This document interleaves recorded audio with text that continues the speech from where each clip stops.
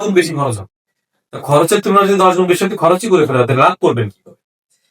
এই যে বিষয়গুলো আমরা দেখলাম, যে পিএইচ এর সমস্যা, ইসির সমস্যা, সিইসির সমস্যা, খুব তিনটা গুরুত্বপূর্ণ বিষয় মাটির। কি কি? পিএইচ, ইসি এবং সিইসি।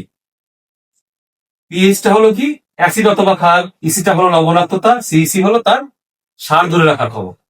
এই যে তিনটা জিনিস এলোমেলো হয়ে যায়, এই এলোমেলো করে ঠেকানোর একটা মাত্র উপায় আছে, যেই কাজটা আপনি করলে এর কোনোটারই সমস্যা হবে না।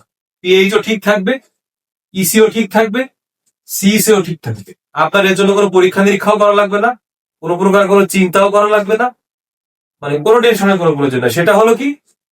সেটা হলো একমাত্র চিকিৎসা, পর্যাপ্ত জৈব সার।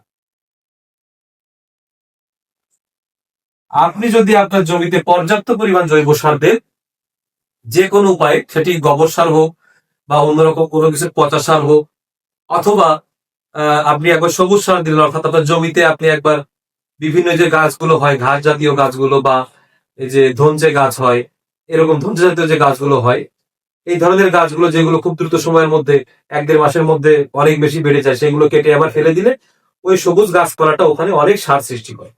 এইভাবে যে কোনো উপায় যদি আপনি প্রচুর পরিমাণে জৈব সার দিতে পারেন আপনার জমিতে ফসল লাগানোর আগে, তাহলে সেই ক্ষেত্রে আপনার পিএইচও ঠিক থাকবে, আপনার ইসিও ঠিক থাকবে, আপনার সিইসিও ঠিক থাকবে, কোনো কিছু নিয়ে কোনো টেনশন করা হবে না। এবং যখন আপনার এইগুলো ঠিক থাকবে, তখন কি হবে? তখন আপনি এই পিএইচ এর কারণে ভুগবেন না। পিএইচ এলেবেলে হলে কিন্তু গাছের হাজার রকম রোগ হবে, আপনি হাজার ট্রিটমেন্ট দিলেও কোনো কাজ হবে না। পিএইচ এলেবেলে হয়ে গেলে কোনো ট্রিটমেন্টে কোনো কাজ হয়, সমস্যা আপনার হবেই। হয়তো ফসল পাবেন, কিন্তু পরিমাণে অনেক কম পাবে।